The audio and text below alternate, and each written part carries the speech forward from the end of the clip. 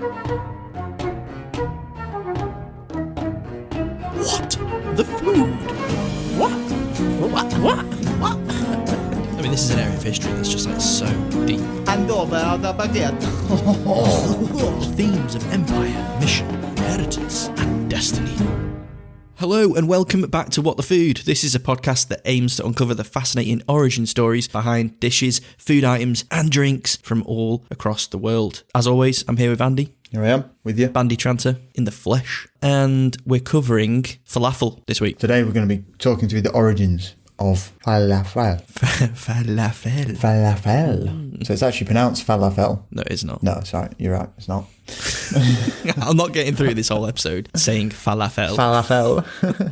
Falafel. Now, I for one, am a huge fan of falafel. On its own, too. in a salad, in a wrap, in a pita bread, all the ways it can be consumed. Big fan. Yeah, big fan. me too. I'd say the only time, or the only thing that gets me with falafel is sometimes it can be quite dry. I was going to say the same thing. There's nothing worse than dry falafel. Yeah, like if you buy falafel from Morrison's, it's going to be dry. Yeah, it's going to be dry. It's going to be dry. I think any store-bought falafel is going to be dry. It's going to be dry, yeah. Yeah. 98% of falafel is going to be dry. Where'd you get that falafel? Morrison's? Did you get it from Morrison's? Morrison's. It's going to be dry. Oh. Man, there's nothing worse. It's got to be cooked fresh. Exactly. It's got to be cooked fresh. Exactly. It's the only way. Exactly. Yeah, you can't, because it's deep fried, you just can't deep fry it and then just stick it in a little plastic pot, can you? You just can't do that. No. Because not only you're going to remove the crispiness, so it's going to be soggy, but then dry. Dry. Soggy and dry. Yeah, it just It's absorbs. wet on the outside and then lacks any moisture on the inside. Yeah, and it absorbs every single drop of moisture from your mouth. You just end up It does. end up like SpongeBob at the end. Yeah. You ever made falafel? I haven't. You haven't? No. Yeah, I think it's pretty straightforward, isn't it, though? Like the process of it, Yeah. from what I've seen. Yeah, I mean, Not too complex. we'll get down to it. But so you've never made falafel. So falafel. No, My made falafel. Falafel. Hey, Falafel. hey, where's my falafel? You can't say my falafel. Oh yeah, it's just falafel, isn't it? Where's my falafel? Where's my falafel? So you've never made it? No, never made it. No. So what do you think it's made of? Is it made of chickpeas? Ground chickpeas? Correct. Spot on. Yeah. Yeah. Absolutely spot on. They love chickpeas in the Middle East. I'm going to assume at this point that it's the Middle East, but you'll obviously correct me later. But hummus, falafel, Yeah. chickpeas are kind of they creep into that cuisine. Good source of protein, easy to grow, and abundant in the area. So yeah, it does feature greatly in that cuisine. How would you define a falafel? Like if an alien landed on Earth, right, and he picked up hello, and he went to Morrison's. What is this wet but dry ball? Yeah, I don't know why I'm throwing so much shade at Morrison. He goes to a falafel place, right, and it's a good falafel. He picks it up and he turns around to you, who for some reason is designated helper, and he's like, "This guy's an expert. I'm going to ask him what this is. What is it?" Hello, Mr. Alien. This that I'm eating here is a falafel. It's a round ball of ground up chickpeas with spices in it, different flavourings, and then it's submersed in very hot oil to go crispy, and it's a crispy ball of chickpeas. Do you want one? Yeah.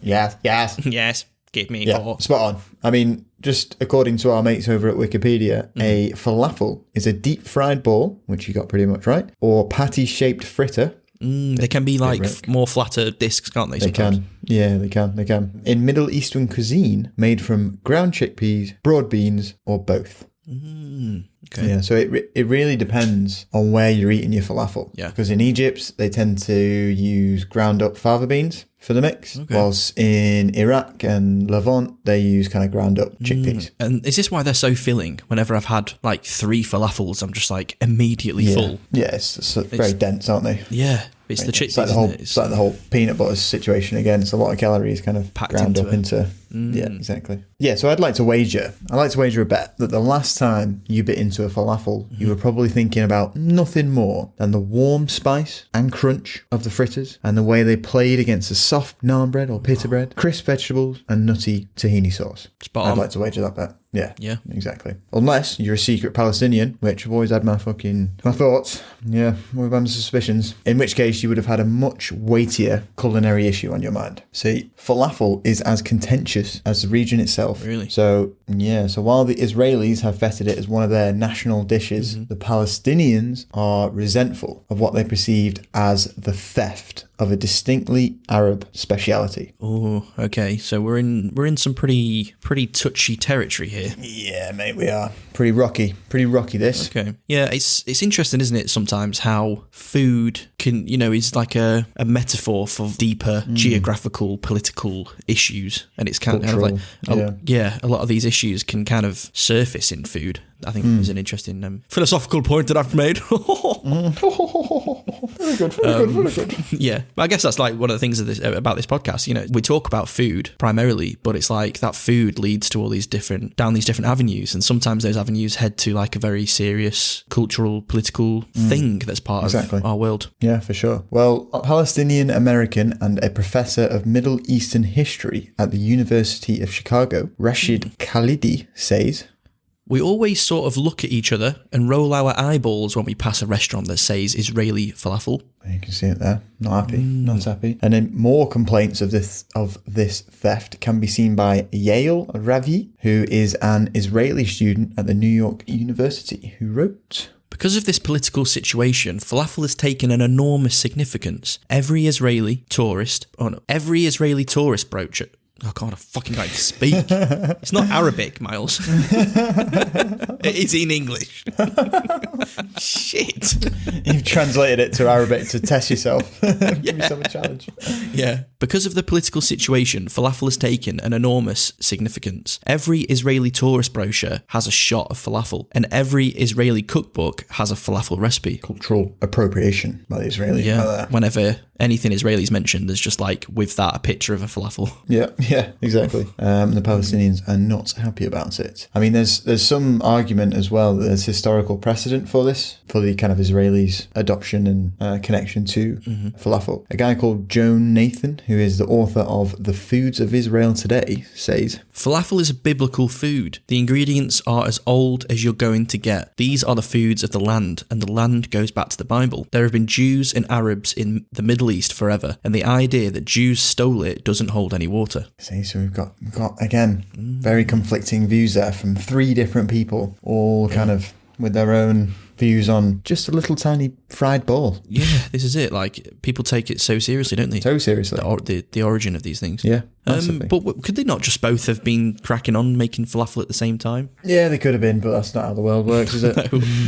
No. Just ignore like actual tangible things you see. We just like to be the official ones on paper. Yeah, of course. And we're willing to kill you for that. Yeah. Exactly, because this is our fried bowl of chickpeas. This is our fried bowl of flavoured spicy chickpeas. So, yeah, despite these two kind of going at each other, you've also got at the same time the Lebanese, who have tried to recognise it as their own as well. God, guys, there's already enough going on. We don't need the Lebanese chipping in. Yeah, exactly, mate. They're all getting in on it. But yeah, I mean, more often than not, arguments about the origins of falafel are refracted through the lens of political rivalries. So again, it's kind of what you said in the beginning. It's bigger than the food itself. They're arguing about food, but they're arguing really about the meaning behind the food. Yeah, exactly. Yeah, I mean, particularly for the Israelis and the Palestinians, ownership of this dish is bound up with kind of issues of legitimacy and national identity, and by claiming falafel for themselves, they are kind of in a way claiming the land for themselves. It's like whoever can be the owner of the falafel is the owner of the land. Exactly. Yeah. And then that owner can then dismiss the other as an occupier of the land. I mean, it's not funny at all, but if this all came down to falafels and this whole thing was solved through the lens of falafel, it would be... I'd be the judge. I'd get a volunteer to be the judge, the falafel judge. Yeah. And do you know what? After all that and all that time it's taken to fight over it, falafel's dry, isn't it? Yeah, it's dry, mate. It's dry. Waited too long. Fucking dry. It's dry. It's wet on the outside. It's dry in the middle, as if you got it from Morrison's. Failed. Morrison's is the inventor of falafel. Yes.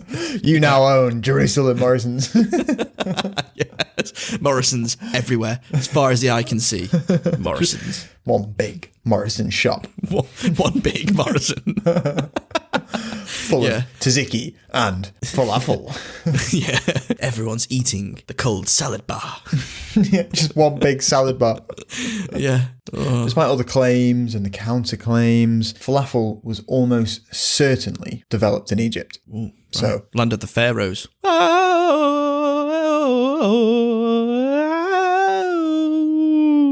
Tutankhamun. Name another pharaoh. Rar. Rar.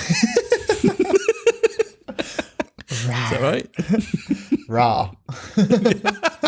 Not rar. Rar. Like, oh, you little kinky devil. Rar. All praise, Lord. Rar. Rar. Rar. That I have just accidentally revealed the level of my knowledge of ancient Egypt. Yeah, and it's not and it's dense. pretty minimal. Yeah. You could probably fill out everything you know on an A5 pamphlet. On just one side, maybe. Just the front It was cover. primarily learnt through playing Age of Empires on Windows 98. I think also Ra was a god as well, an Egyptian god, not a pharaoh. But yeah, that was totally wrong, wasn't it? Yeah. Anyway, so we know that falafel was developed in Egypt, but when and by whom is still a matter of debate, as it kind of usually is when we cover a food that goes back as long as this. So some have suggested that it dates back to ancient times, though this is almost certainly incorrect given the evidence that we have. Okay. Because there's no kind of references to anything that even resembles a falafel in texts from kind of the ancient Egyptian times. And also in any case, like the vegetable oil in which falafel is fried would have been way too expensive to have been used to cook such a simple dish back then. Yeah, I was going to say, I think we kind of briefly touched on this when we did fish and chips, because obviously the deep frying of it was kind of like a fairly modern cooking technique, wasn't it? Yeah. Uncovered. We kind of realised that people haven't been deep frying things for that long, really. No, just because it's so expensive, the oil itself is just so expensive that to use such a big pot of oil for like a little ground up chickpea, it just wouldn't. That'd be so wasteful. So wasteful at the time, yeah. So wasteful. Yeah. Exactly. And that it's only really been possible for us to have oil in this quantity post kind of like industrialism, isn't it? And like factories making it. Yeah. You know, you can imagine getting that oil just squeezing shit with your hands. Yeah. To then just boil a couple of falafels and throw all the oil away afterwards. That's not a vibe, that is it? That would take a long time. No. But having said that, ancient Egypt was known for its like tremendously unlogistical but amazing feats. Yeah, but squeezing oil wasn't one of them. Squeezing oil wasn't one of them, but you know, building pyramids is like probably would have been easier to have just made falafel. Oil. Yeah, because you know there's some crazy shit going on with Egypt and the pyramids. I saw a video the other day. There was a guy saying that like you could measure certain parts of the pyramids and it equals the circumference of the globe. Was that and Alex? It's like at that. Alex Jones? No, it was. It's something. It feels like something he'd say. Turn our kids gay. Turn our kids gay. Yeah. The Egyptians are all gay. Rawr! Rawr! That's where that comes from. I don't know. Yeah, I think it was some guy called Graham Hancock. I think he was on the Joe Rogan podcast. But yeah, he was saying like parts of the Egyptian pyramids, the circumference, it basically all equates to like the circumference of the Earth. And it's like they didn't have the technology to like map the Earth at that point, and it's all kind of a big conspiracy. But yeah, interesting, crazy shit, alien shit, alien shit, basically alien shit. But didn't have the technology to be deep frying, so you know, pretty shit actually. Egypt, in my opinion.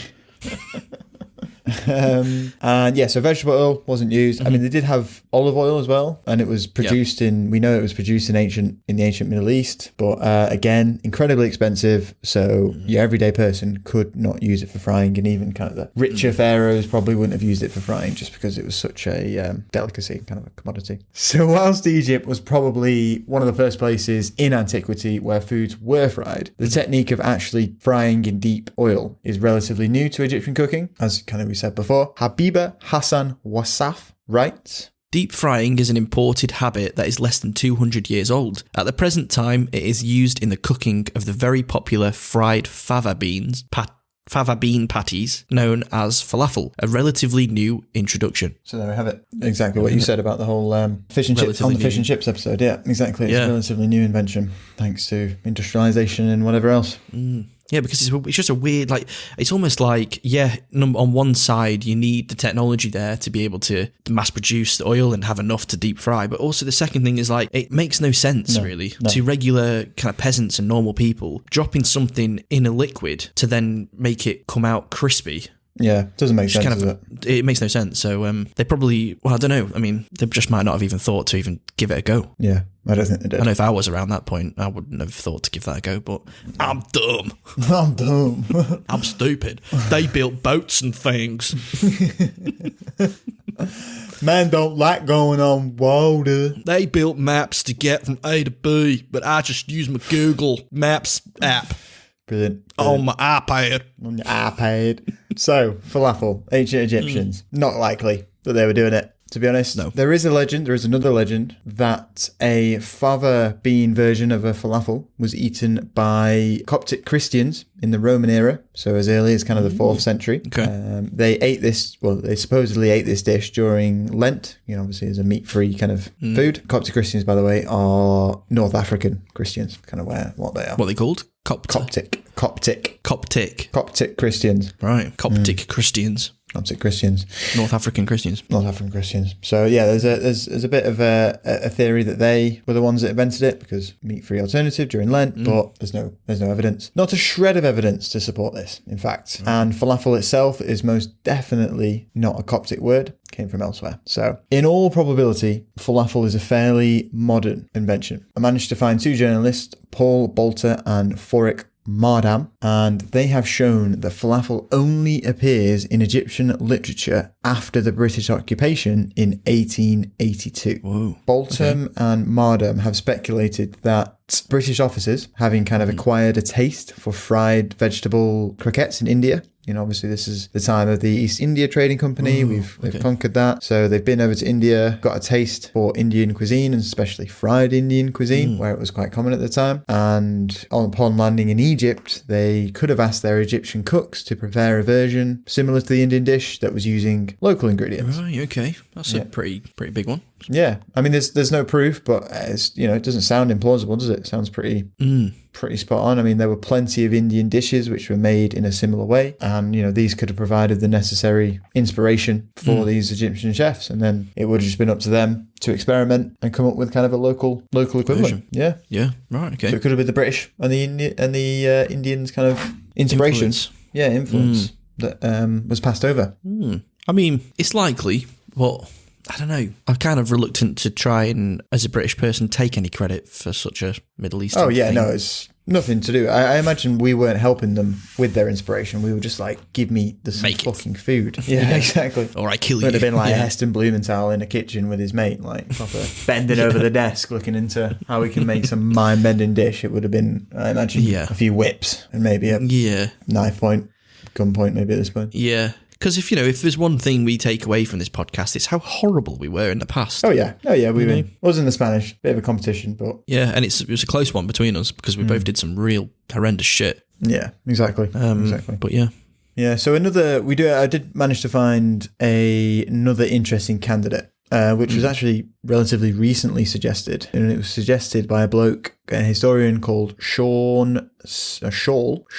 Interesting name. Shaul Stampfer. Very interesting name. Yeah. So his theory is that in the late 19th century, the Jews of Kerala and Calcutta often made fried balls of split green peas, and these were known as parupa vada or filori. Parupavada filori. Which, as Stamper observed, were strikingly similar to falafel. Because you mentioned something green there, did you? Yeah, so green peas. Yeah, because I was going to say, I've had some falafel before that's been quite green on the inside. So that would be the fava beans. That would be, that's the kind of the original recipe, is the Egyptian recipe, which uses fava beans, which have a green tinge, which is why it's green. Right. And then, because for some reason, I always thought it was like parsley in there or something, like some kind of herb. But no, that's these other beans. So fava beans are broad beans for us English folk. Broad beans. Yeah. That's interesting, yeah, because I've had falafel from I think the last time I had really good falafel was in London when I used to live there. There was a street food place in Soho that was amazing. Nice. And they had like a green tinge to them. But then I've had other ones that have been good as well, but were paler in colour. So I always kind of wondered what the difference was between those. Yeah, there you go. go. Now you know. Now I Learned know. something already. Yeah. Per days. So if all this evidence is to be believed, falafel definitely emerged in the capital, Alexandria. Alexandria, yeah, because then in Egypt. Is that still a place? Yeah. I mean, it's not anywhere near how it was back then, but it is. I think, it's definitely still a place. Still called Alexandria. Still called Alexandria. Yeah.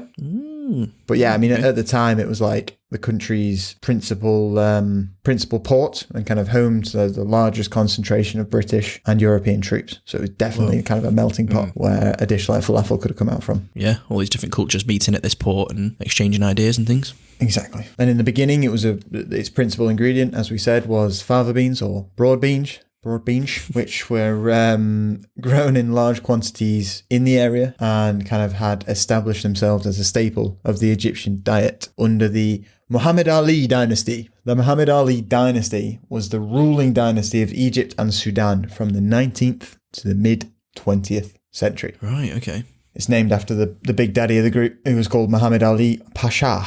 Pasha is regarded as the founder of modern Egypt. There you go. Whoa, big dude.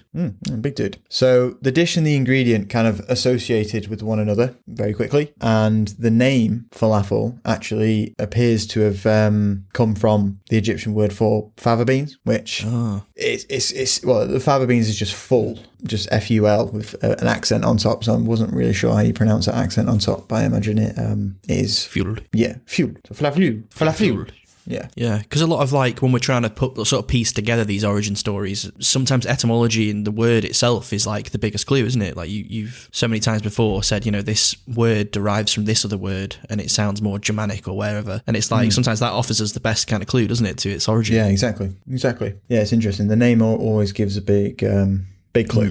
Big clue. Yeah. So yeah, I mean, from Alexandria, falafel spread throughout the country, gaining such popularity. That's the sound of balls of falafel, by the way. What, falafel just flying through the air?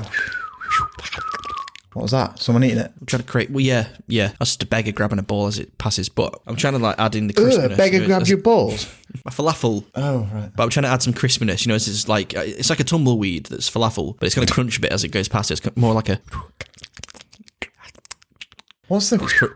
Well, yes, that's just the speed. It comes at you. Oh, so it's going... Oh, fucking hell. So it's going pretty quick. Yeah, it's flying across the country, you said. Oh, wow. Okay, yeah, I did say that. Yeah. And then... Well, yeah. Wow. Yeah. Watch out. Falafel. It's raining falafel. Cloudy with a chance of falafel. Anyway. I just interrupted your very intellectual comment. It's something very stupid. I'm used to it, mate. Don't worry. So it spread throughout the country, gained such popularity that further south it became known simply as tamia, which was literally translates to a bite of food. Interesting.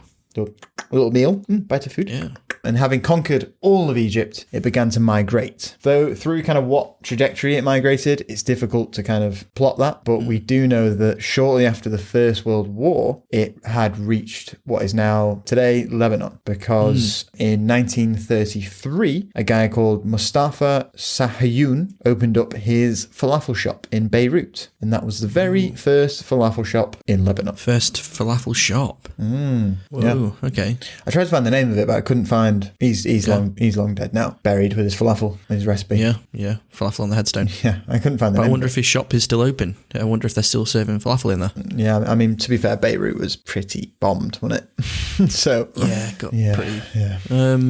It's interesting that you say that. Just going back a bit, where you said it's hard to pinpoint how it travelled there and from which direction, because I guess at that point, just before World War I, there's just an expansion of trade and exploration across the world, isn't there? Yeah, globalization is occurring. Yeah, so it's kind of becoming a lot smaller place. Yeah, it's hard to map that journey, isn't it? Because it could have kind of come from any angle, from anywhere at this point. Yeah, exactly. It's like your falafel balls that are flying through the air. It's like you can't fucking keep track of it. No, can't keep track of it. And at the same time as well, falafel travelled down the Red Sea towards Yemen. It travelled north along the Mediterranean to Turkey, and it went west towards Libya. And then it went northwest of England to a street food market where my nan walked past. No, thank you. No, thank you. What is this? No. Ugh, no, thank you. Got any cottage pie? Yeah. Prefer that. Yeah. Do you have any roast beef? Something with a little less flavour, maybe. Less flavour. Yeah, it's very spicy, this. Very spicy. It's just got black pepper in it, love. Ugh. No, thank you. Must be that foreign black pepper, not this English black pepper that we grow. Yeah. I don't know why I said my nan as well. I'm making her sound like she's like super racist. She wasn't racist. She loved falafel. You're going to go a different way then? No, you can't. So yeah, I mean, the tentacles of falafel are spreading throughout the area, and all of those who adopted it made it their own. You know, they generally left the basic recipe kind of unchanged, but they did alter the ingredients slightly to suit their own tastes, or of course to kind of reflect what local ingredients they had, what they were growing nearby, what was kind of the result of the local agriculture, what could they actually put in it. Yeah. In the Egyptian town of Mersa Matruh, for example, fava beans were replaced with hyacinth beans and a bit of beef. Okay. Interesting. Whoa. Yeah. I don't actually know what hyacinth beans were. No. It sounds like you kind of just require a bean of some variety to make it work. Yeah, I don't think you could do it with a baked bean. Yeah, my version. Heinz baked beans. Can you imagine Heinz falafel in a tin? That's disgusting, that. In tomato sauce. Oh, no, deep fried. Ooh. God, I mean, to be fair, I'd smash a tin of them sausages in hoops. So, yeah, if you're not having one of them. I wouldn't have one of those these days. Oh, yeah, I'd eat one of them, yeah.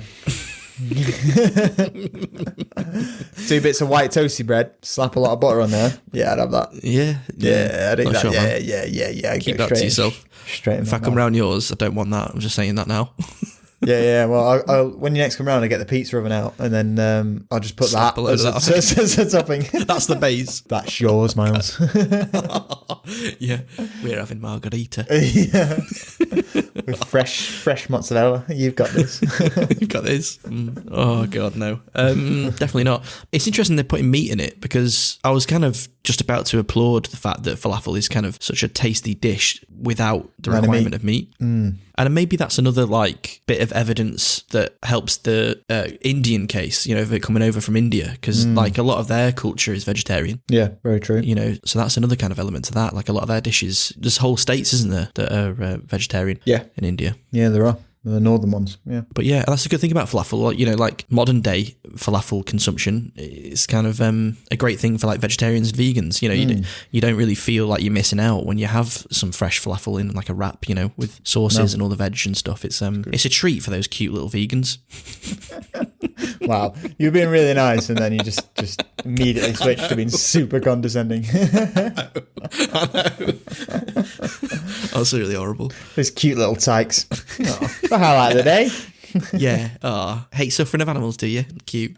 You know, I mean, we're going on a big tangent here, but I do think deep down one day I'll probably be vegan. Fuck off, will you be vegan? Fuck off. What's the biggest load of tosh I've ever heard in my life? I don't know. Yeah, you'll be eating meat when I'm dead and gone, mate. You'll still be going away.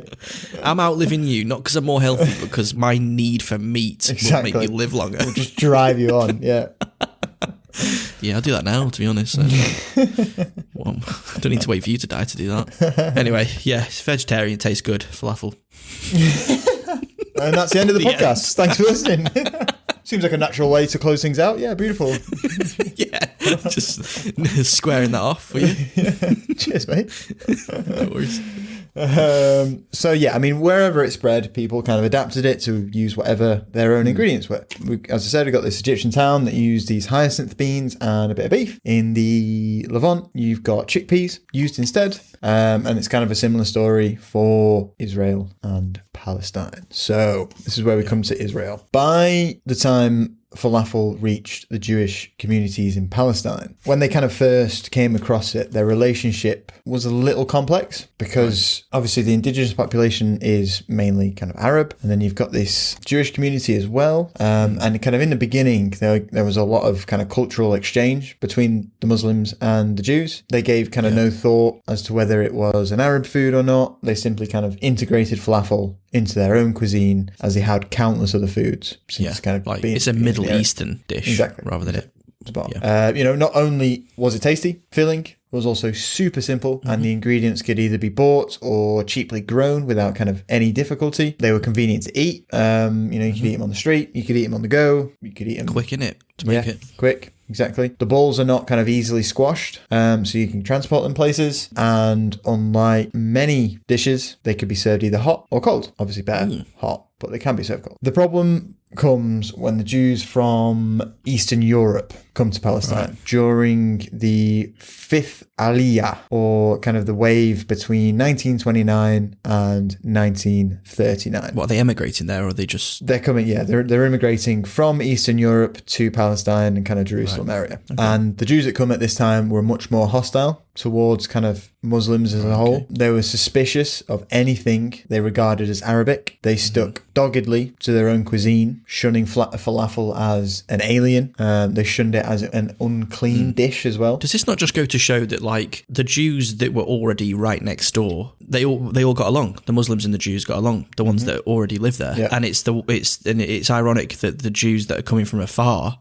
are the ones that bring the hatred with them. Well, it's because the culture is so different. The culture is completely alien to them. Like, the food in Eastern Europe around this time is borscht, an unbeetroot soup. What other unflavorful shit can you get? It's being made in Eastern Europe, right? Yeah. So they're not used to anything that is remotely Arabic and kind of contains Oriental spices like cumin, coriander, shit that adds flavor. They have no idea about it. And they treat it with suspicion. It's almost the idea of the Muslims is worse than the actual thing, because the Jews that were there right next door always got along. It's when you kind of come from afar and it's like you've not actually spent real time with them. And it's that culture clash, isn't it? It's like we've always done it this way. Yeah, we're different from them. We're not going to even think about touching anything that they do or anything they make or any of their culture. So we're just going to stick with ourselves. And they've not had the time to grow, to become accustomed to dealing with other cultures so close to you. When you move somewhere far away, it's almost like a crash course in putting up with other people. Yeah, exactly. And that sometimes doesn't work, does it? It's almost, you've not had that time to grow together as two separate communities that work in tangent, kind of thing. Definitely. So they just hated everything falafel. Yeah, they did. They did. And by the time of the independence of Israel in 1948, falafel was still far from being accepted as a Jewish dish, much less the national food of Israel. Right. Though I've managed to find kind of several recipes praising its nutritious qualities, and it appeared frequently in Jewish newspapers such as Haaretz, its popularity was super patchy up until this point. But two developments ensured its transformation. So the first development was the introduction of rationing. Okay. You see, Israel was struggling to cope with the influx of new immigrants to the area, lacking both food and money. So in 1949, Israel introduced a strict program of austerity called the Tzena. It's T-Z-E-N-A. Tzena. They love the T's and the Z's, don't they? They do, yeah, they do. They eat them all up. But what this program did, basically, staple foods such as like margarine, butter, sugar, all that sort of stuff were rationed, while meat consumption was limited. Right. So you couldn't eat much meat, and your kind of staple foods like your margarines, like your sugar, was super rationed out. And that's just to make sure there's enough for everyone to have a little bit. Exactly, because we've got so many people coming in, and we just don't have the food or the money to keep up with that demand. Yeah, exactly. Okay. But what was not rationed or limited was the ingredients fava beans that make up falafel. Exactly, yeah. Chickpeas, fava beans, that shit. Okay. So all of this basically boosted falafel's popularity. Not only was it a good source of protein, but all of the ingredients were readily available to even the poorest families. Yeah, you have yourself a falafel party and don't even think twice about the rationing that's going on down the road. Playing beer pong with falafels. Kobe them in from halfway across the room. Yeah. But they're like in the red cups. You've just got either garlic or chili sauce. But then boom. Yeah, but that would mean you have to drink the chili sauce. Oh shit, yeah, I didn't think about that part of the game. Well, it's a pretty bad forfeit, isn't it, to drink a whole cup of... Maybe just there's just more falafel in the cup. Well, you'd say that, wouldn't you? You just want more of everything. Yeah, Andy wants more falafel in his cups, guys. Yeah, less sauce, more falafel. Typical, bloody hell. Yeah. You know there's a rationing going on. Not falafels are in. No. Yeah, down in hot chili sauce doesn't feel like the one. No. Maybe like a little bed of pickled red cabbage. Oh, mate, fuck off. Getting real fancy with it now. Pickled red cabbage. These are college students. Yeah, but you can just get jars of it. You put that at the bottom of each cup, you throw your falafel in, it just lands in there, and you just have your falafel with a bit of red. You know, you're almost having a falafel wrap with that. you know. Or maybe instead of the red cups, it's just open pita breads. Now we're talking. Now we're talking. And it's like a ready-made pita, ready to go, just missing the falafel. Yeah, exactly. Falafelong. Falafelong. Do you guys want to play a round of falafelong or not? Just 8. Sorry, mate. Don't matter. I'll eat yours. It doesn't matter. I'll have yours. All of them. I'll do that for you. I'll take one for the team. All of them if you want.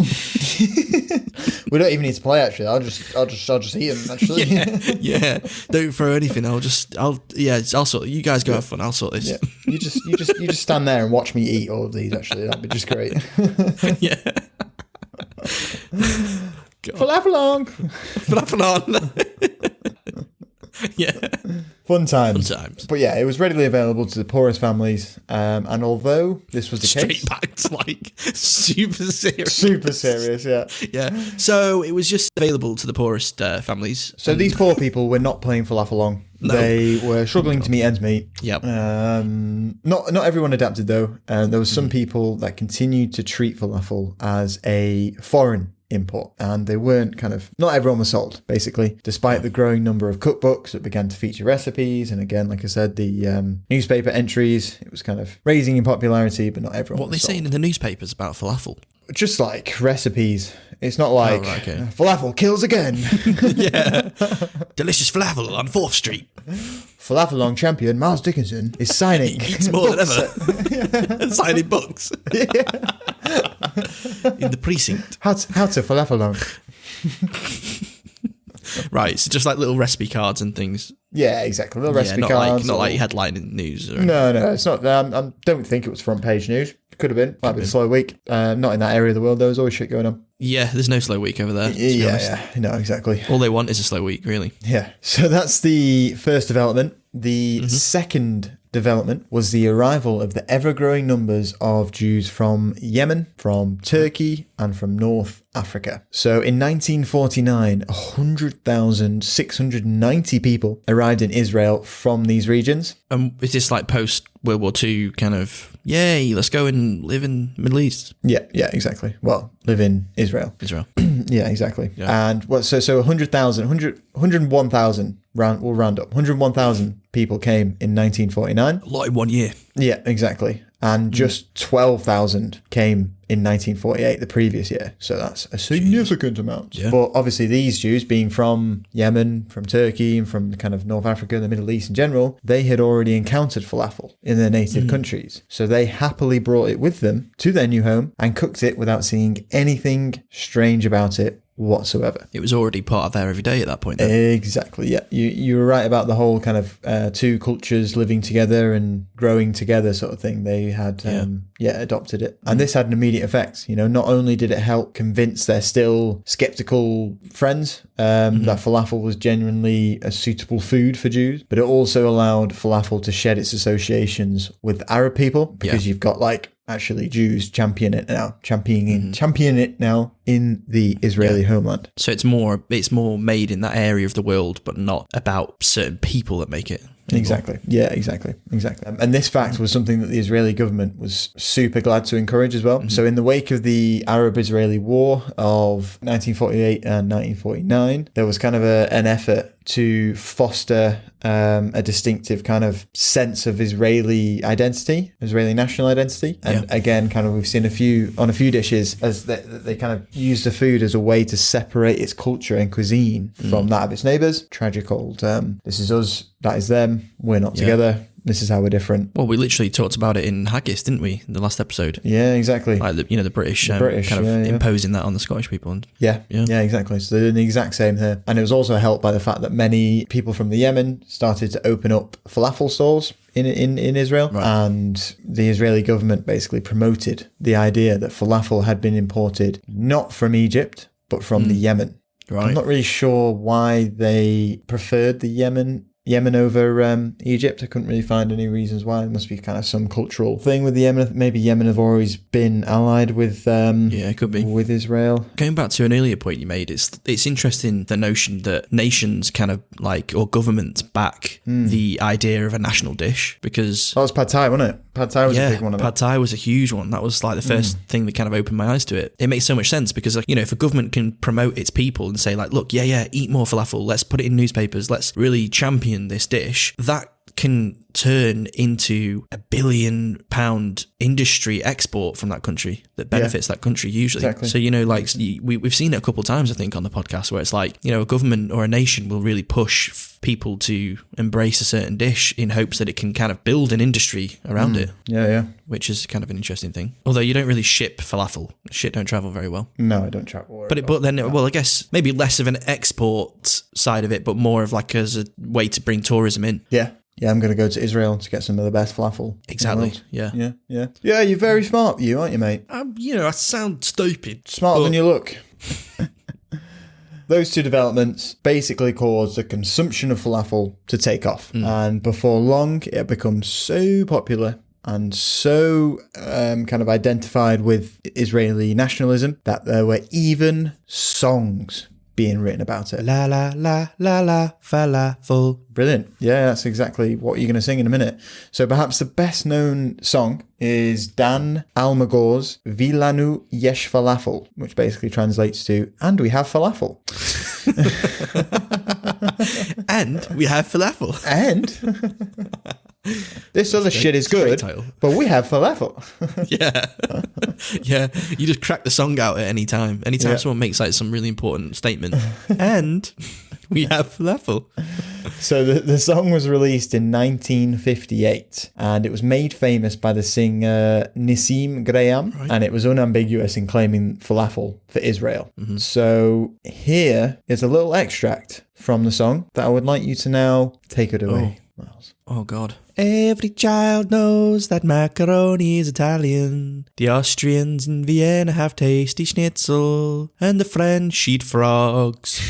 And we have falafel, a present for Dad. Even Mum buys it here, for old Grandma will buy half a portion. And today even the mother-in-law will get falafel, with lots and lots of peppers. Yeah, it didn't sound like that when I listened to it. No? Do they know how to rhyme? Do they rhyme? They don't seem to rhyme. Yo, Israelis, do you know how to rhyme? Do you know bars on time? Do you know how to like rhyme things? Because that is like dead fam. Yeah, that's dead fam. Whatever this is not it. Every child knows that macaroni's Italian. The Austrians in Vienna have the tasty schnitzel, and the French, they eat the frogs. And we have falafel present for Dad. Even Mum buys it here. Or Grandma will buy a half a portion. And today even the mother-in-law will get falafel and gets lots of peppers. Way better. Yeah. Beautiful. Yeah, beautiful. Just rap it in future. Yeah. But anyway. The fact they have a song, it just shows kind of the stance there, the importance and the stance of falafel within Israeli identity. Yeah. So by the time of this song being released, the process of nationalization was complete. Yeah. Can I just say, why does Grandma only get half a portion? She's a fat bitch.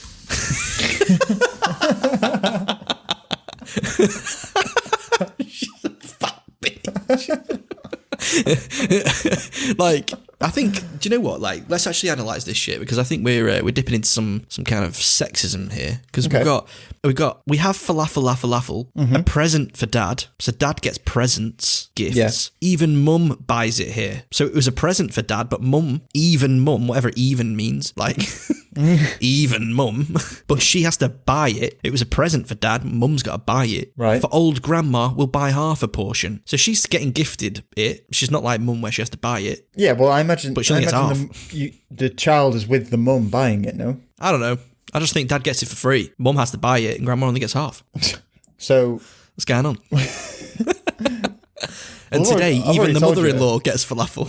Right. So I've already told you why Grandma's only getting half. Well, yeah, we know she's just a large woman. Yeah. And today, even the mother-in-law will get falafel. Well, that's like a joke, isn't it? For like people don't like. Yeah, I totally get that one. I'm not getting my mother-in-law any falafel. So I don't expect them to. I just thought maybe there was an opportunity there for us to understand a bit more of the culture through those lyrics, and I think I've nailed it. Yeah, I think you've nailed it. That was a really good breakdown of classical lyrics right there. Did you study music literature? No, but I should have. You should have. Actually, no, I didn't need to. I don't need to. Why would I study something I'm already sick at? I'll teach it. You'll teach it. Yeah. Where, like Harvard, something like that. Yeah, anywhere. Anywhere that'll have me. Yeah, anyway. Falafel, present for dad. Even That's the only thing you know. Professor Dickinson's here again. Jesus. Anyway, tangent. So falafel had been enshrined as the Israeli dish. It was the national dish. It was proudly served on long-haul flights with the Israeli airline. Deep frying these balls, stinking out the cabin.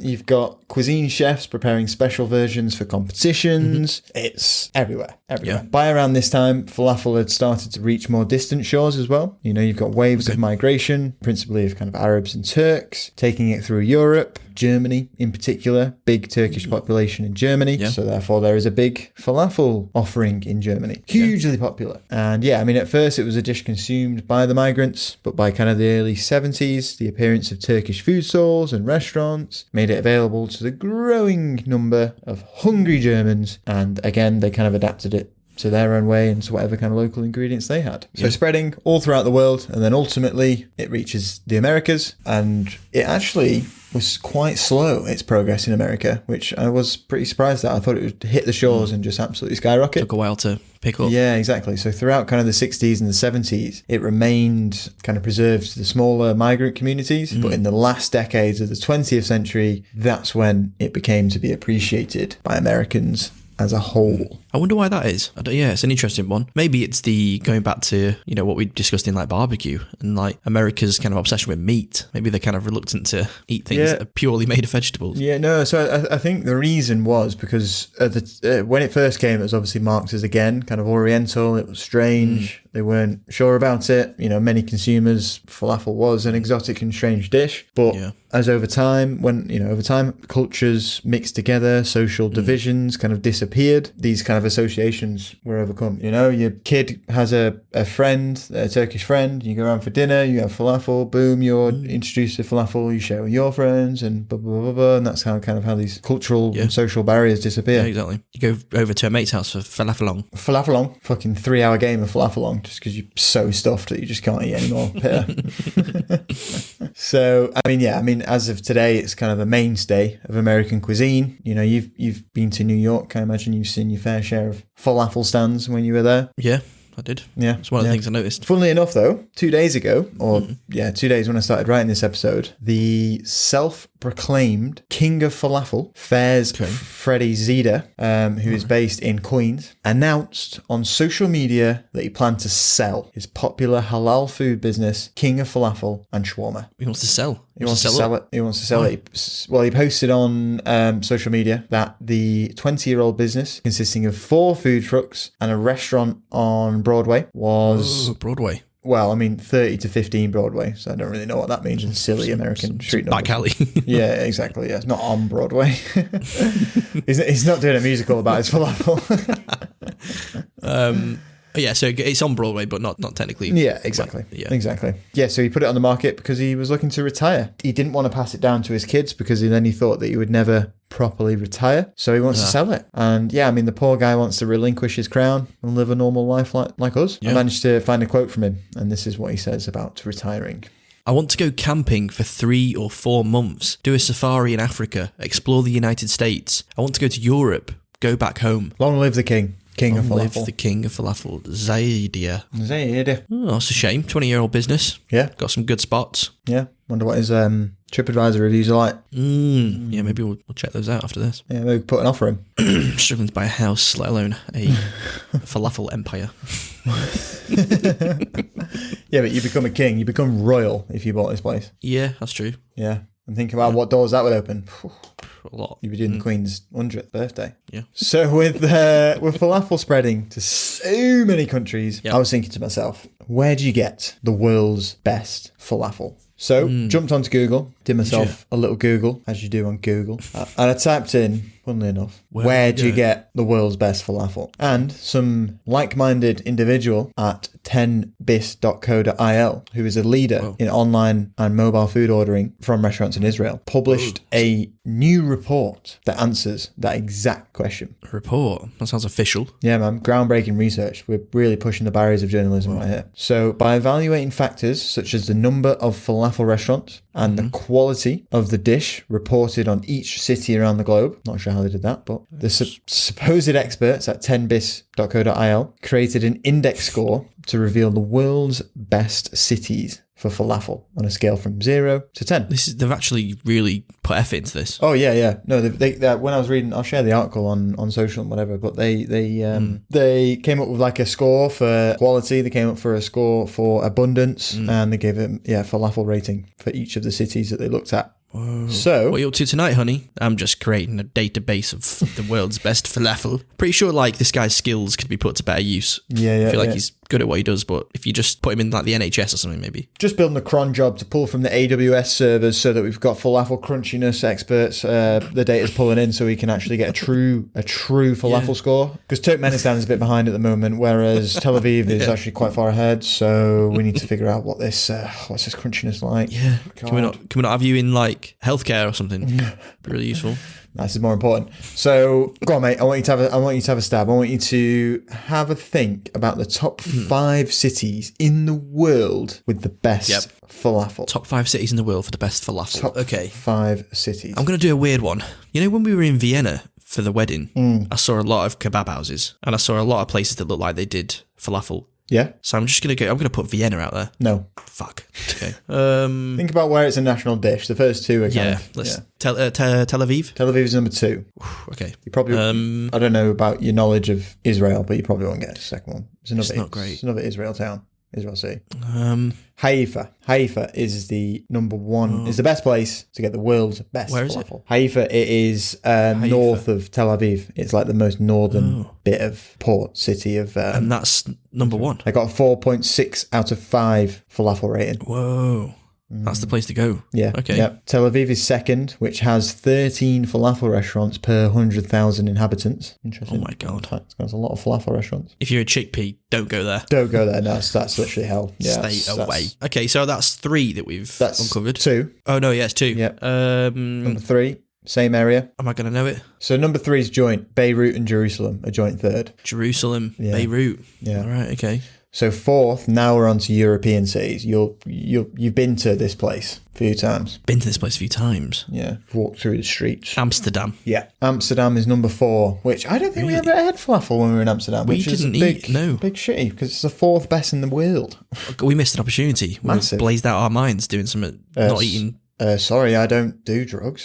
Sorry, I don't take part in. I don't even drink activity. alcohol because it's a drug. I don't think we had any Dutch food when we were in Amsterdam. Yeah, we had chips. Falafel. Oh yeah, we did actually with mayonnaise. Yeah, we did. I stand corrected. And we had waffles, stroop waffles. Oh yeah, we did. Yeah, what are you on about? It's just because Dutch cuisine is shit. That's why. You can't say that. We did Stampot. That sounded good. Nah, they got a knout going on, mate. This is a shit place for food. No, it's not. Don't say that. Dutch listeners, I'm sorry, and Andy's don't know what's got into. Shout out Dutch people. So Amsterdam's number 4. That's interesting.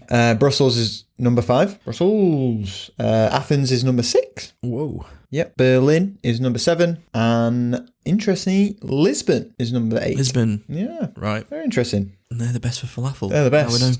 Yeah, now I'm not 100% sure on the legitimacy of the study. Didn't get to see any raw data, so I can't really kind of give it the Andy's thumb of approval. Yeah. But it's a fun little thing to run through, eh? Yeah, definitely.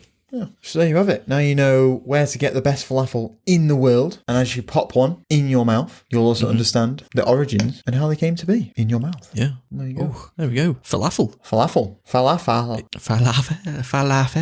Yeah.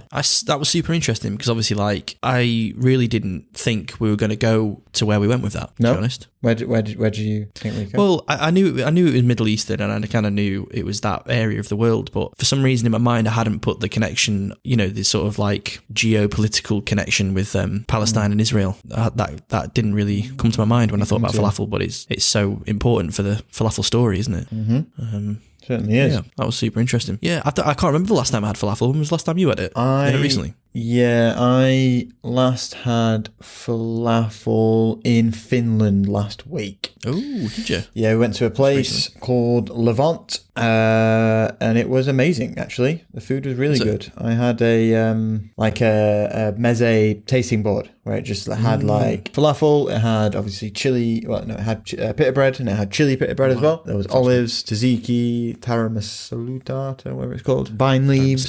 Oh, I love vine leaves. Yeah, mate, so good, aren't they? So good. My God. Pickled red onions, hummus. Yeah, it's great. Yeah. Banging. Absolutely banging. Shout out Levant in Helsinki. Yeah, it was really good. Just two ladies. Yeah. Oh my God. I think the last time I had falafel when I was living in London. I don't think I've had it since.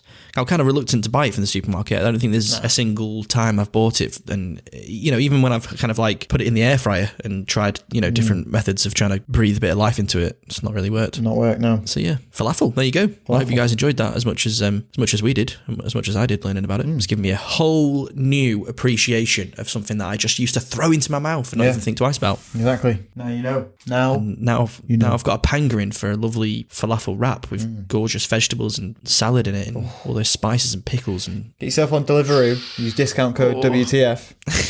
Yes, exactly.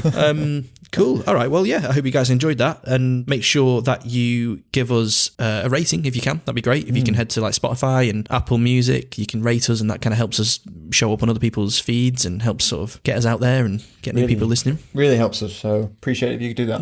Yeah, that'd be amazing. And also send in an email. If you want us to give you a shout out and maybe cover a dish that you'd like us to cover, we can definitely do that. So what was the email address, Andy? whatthefoodpodcast@gmail.com. That's the one. Yes. And that'd be cool. Let us know if you want us to cover a dish and we can do that.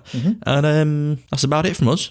So till next time. Thanks for listening, and we'll see you in a couple of weeks' time. Ding, ding, ding, ding, ding, ding, ding. Is this a little outro music? Yeah. This is a falafel outro. Yeah. Ding, ding, ding, ding, ding, ding, ding, ding, ding, ding, falafel. Fin. Anyway. Right. See you next time. Bye, guys. Bye.